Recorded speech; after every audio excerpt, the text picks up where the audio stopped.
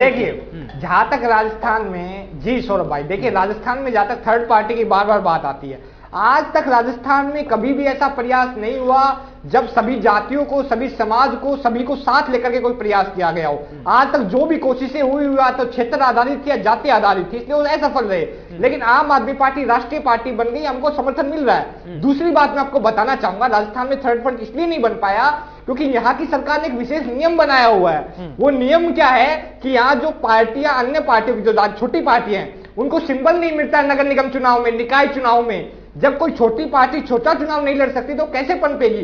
तो ये तो साजिश थी राजस्थान में भारतीय जनता पार्टी और कांग्रेस की कि यहां तीसरी पार्टी को पनपने नहीं दिया गया।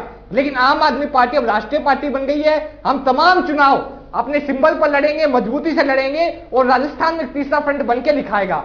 जब तक दिल्ली की बात थी, दिल्ली में भी लोग यही कहते थे। दिल्ली में किसी को उम्मीद नहीं थी कि आम आदमी पार्टी इस तरीके से सत्ता में आएगी।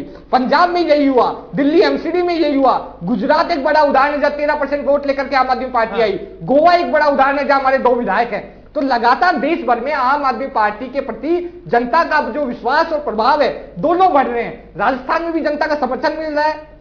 बहुत सारे लोग हमारे पास आते हैं कि जी देखिए, घोषणाएं तो सरकार ने कर दी लेकिन जमीन पर लागू नहीं हो पाई। फ्री बिजली की घोषणा तो कर दी लेकिन बिजली ही नहीं है।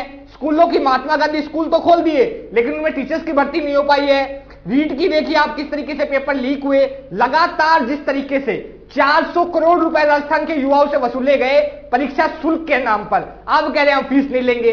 4.5 साल आपने राजस्थान के युवाओं को लूटा, 17 पेपर लीक हो गए। उसके बाद आप युवाओं को आपने ठगा, किसानों को आपने ठगा, दलितों के खिलाफ अत्याचार में राजस्थान लगातार 10 साल से नंबर 1, 2, 3 पे चल रहा है। ये हालात नहीं सुधार पाए, ना बातें चले, ठीक है, ठीक है। अब कैलाश मेघवाल जी हमारे साथ चर्चा में जुड़ गए, उनको भी चर्चा में ले आता हूं। ठीक है, आप लोगों को खूब मौका दिया मैंने बोलने, ठीक है। पारी है उनकी, फिर से संपर्क करेंगे, आवाज जब आने लगी सवाल पूछेंगे। देवेंद्र जी आप अपनी बात कंप्लीट कीजिए, फिर इसके बाद मैं भरत मेघवाल के पास जाऊंगा। जी देखिए, मैं वही कह रहा था कि जिस तरीके से चाहे केंद्र की भारतीय जनता पार्टी की सरकार हो, आज मोदी जी बोलते हैं अमृत काल चल रहा है। इस अमृत काल में जिस तरीके से सामाजिक योजनाओं के बजट में कटौती हुई, चाहे किसानों के लिए कृषि बजट में हो, चाहे आप पीएम किसान निधि योजना की आप बात कर लीजिए, चाहे तमाम ऐसी जो समाज कल्याण की योजनाएं जो थी, मनरेगा हो, तमाम चीजों में बजट में कटौती हुई।